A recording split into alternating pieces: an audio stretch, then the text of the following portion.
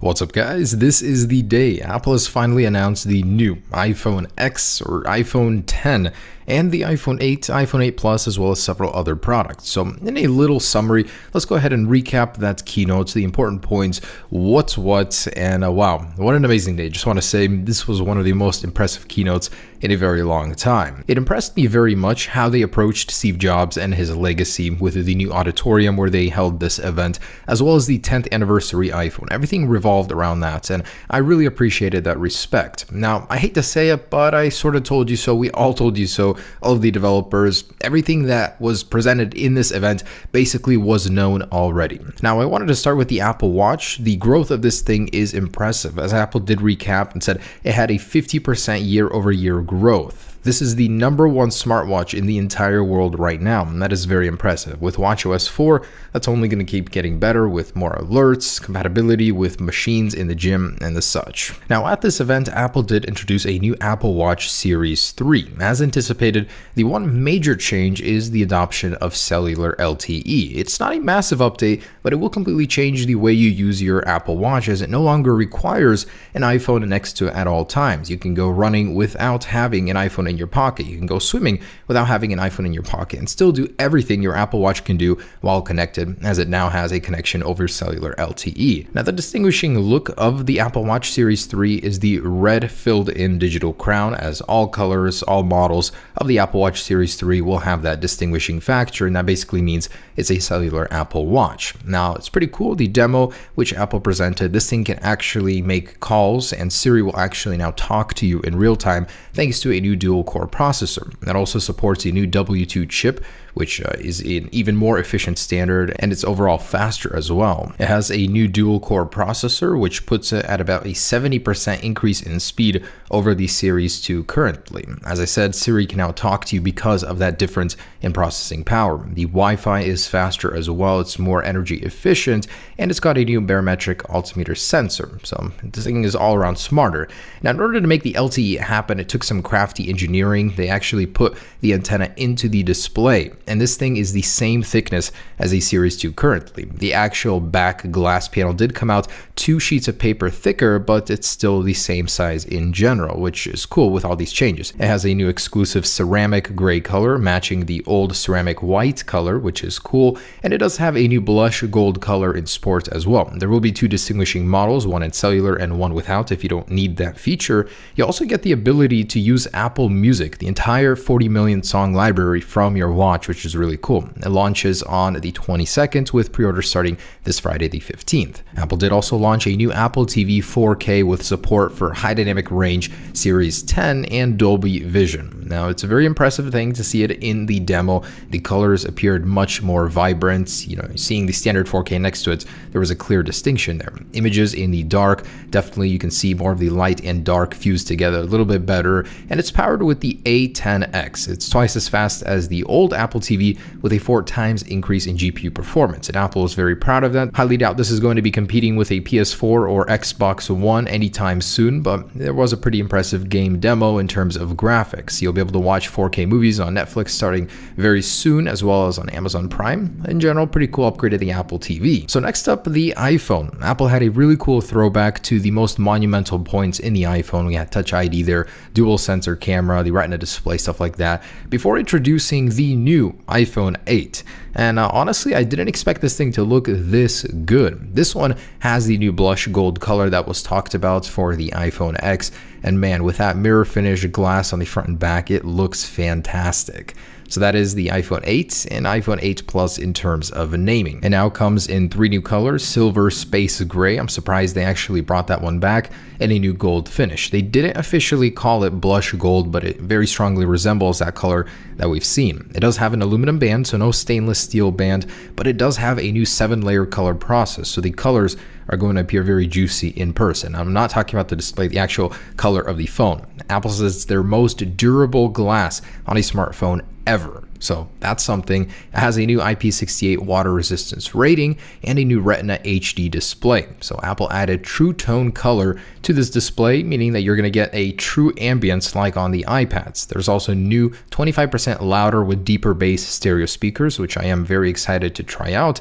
as well as the new Apple A11 Bionic, their next generation processor, the most powerful in a phone ever. Apple was actually extremely proud of this, and they went over this many times, all of the specifications for it. It is a 6-core processor. 2 of the faster cores are 25% faster than the A10, and the 4 slower cores are 70% faster than the Apple A10 processor. Huge change all around. It actually has half the power requirement of the A10 as well. That means efficiency is going to be very key here too. That is so cool. This is the first GPU that has been made in-house by Apple, and it's 30% faster than the A10. The cameras here are actually a very significant bump. They're considerably larger and accept an 83% more light over the iPhone 7 and 7 Plus. The optical image stabilization is now dual on the iPhone 8 Plus, which is neat, matches the Galaxy Note 8, and the apertures are lower as well, accepting in more light. Really cool all-around changes. Apple did introduce a new portrait light mode as well, which allows you to adjust the lighting in real time, which was a very impressive demo as well. You can actually get a very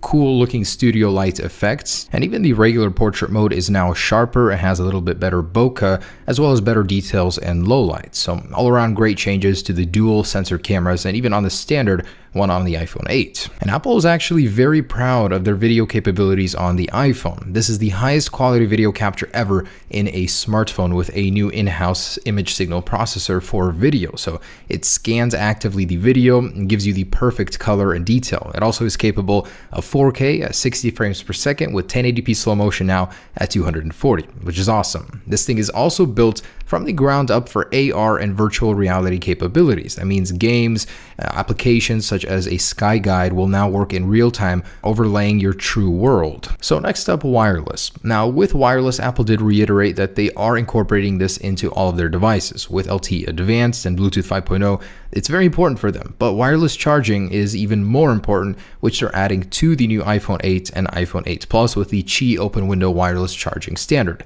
That means you're going to be able to charge it with most wireless chargers on the market right now, in your car, at the airport, even at Starbucks. And the wireless charging capability will work with all of these partners. So they did actually say that it will work with most chargers, and their official charger won't be coming out for a while, which I'll mention in just a second. These will also be available to pre-order on Friday the 15th in these configurations, 64 and 256 gigabytes in these 3 colors. All around a great lineup, and release on September 22nd. And it starts at $699 for the 8, $799 for the 8 Plus, which is not a very big bump over the current 7 and 7 Plus, considering all these great new features. And oh man, Apple did fake us out pretty badly. They left the best for last. I was honestly kind of worried that during the keynote, Apple would not mention this product and only do it at a later date. In any case, the iPhone X or iPhone 10 was announced. It's going to take me a little while to get the iPhone X off of my tongue. This thing is truly stunning in the video form. I didn't see it in person, but man, this thing looks like something that could change your life from one glance. You've got a full edge-to-edge, top-to-bottom display with a stainless steel border. This thing blends seamlessly the glass with the metal. This is a culmination of 10 years of design that Apple has learned to put into one product. It truly is incredible the amount of architecture it took to build this thing. And this is a reference to the 10th year iPhone, so this thing is supposed to be the next big thing for the next 10 years, Apple said. The way it works is entirely based on gestures. You swipe up to close an app, swipe up and pause to open up the app switcher, which was a little different from what we heard, but it looks to work quite well. The software side of things, of course, will be much different from standard devices on iOS 11.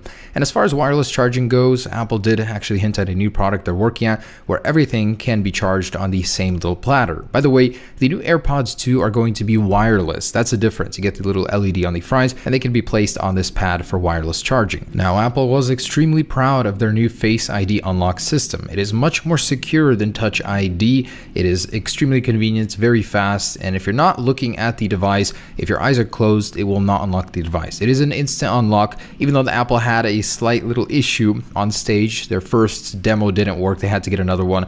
I'm sure they'll figure it out by the launch. It's an incredibly powerful system. They had to develop a neural engine, a separate processing unit, just to power this thing. And the cool thing about it is it has a very easy setup, and it will gradually continue to learn your face. So if you grow out your hair, change your hairstyle, put on different clothes, a hat, grow out a beard, it will adapt to that, even through glasses. Like, it will still know what your face is, and it cannot be faked. There is a 1 in a million chance that someone else can unlock your device with their face. while Touch ID was 1 in 50,000. There's also this cool new feature called Animojis, which will track your face using this new Face ID camera system and allow you to animate your own emojis with audio. It's a very impressive little trick. And then there are the cameras. So the rear dual vertical lens camera, both 12 megapixels, and they also both have image stabilization. So it's a dual optical image stabilization with a new portrait mode effect that we talked about a little bit. It's all in real time. A really cool little camera, got a lot of tricks up its sleeve, and apparently has impressive low lights with zero shutter lag. So that's going to be something to test out for sure.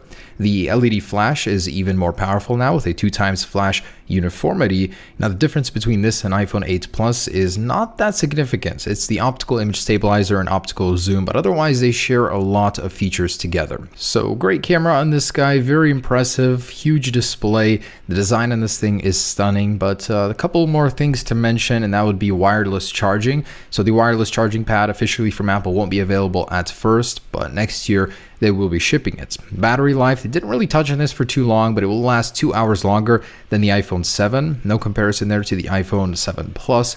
Processing power, same A11 Fusion chip with the neural engine. 4.3 billion transistors. That is insane. Can't wait to see how this thing is in real life, guys, but it will be available in October on the 27th with a release on the 3rd of November. So overall, a great keynote, lots of great products. The iPhone X really did impress me. There wasn't really much I learned that we didn't know already, but the custom OS on it looks really neat. So there were a couple things that were wrong. The app switcher card view is overlaid. It's not individual like we learned about before.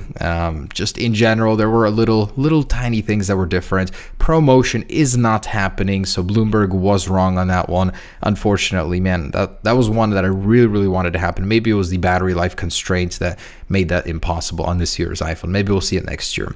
But overall, I'm very glad that it is gesture-based. The OS looks like a lot of fun, very cool to see and use in person. This thing will only come in 64 and 256 gigabyte flavors, which is a departure from what we've heard about it in the rumors, and it will start at $999. And AirPower is the official name of the charging mat that will charge all of your devices at once, coming next year. It is a huge upgrade. Honestly, I think it is a very well-deserved price tag at $999 starting, probably $1,099 for the 256 gigabyte size. But in general, man, very impressive, guys. I cannot wait to use it. October 27th is the date. Start saving money if you haven't already. November 3rd is a street date. There was unfortunately no hint at a blush gold color. Maybe that'll come later, but Apple said nothing about it. So that was something that was slightly wrong from the rumors as well. Thanks for watching, guys. That's everything that happened today. iPhone X, 8 Plus, 8, the Apple TV 4K plus HDR, and the Apple Watch Cellular. I'll have videos on iOS 11 GM here very soon, and more to come. Hope you guys enjoyed it.